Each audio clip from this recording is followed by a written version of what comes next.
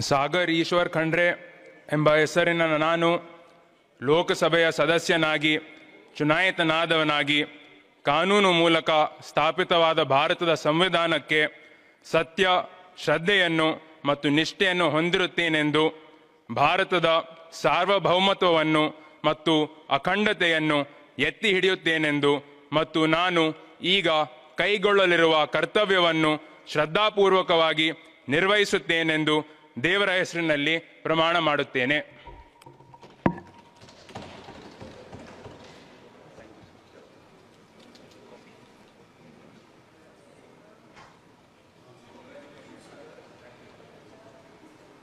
आप एकदम सच्चे हैं.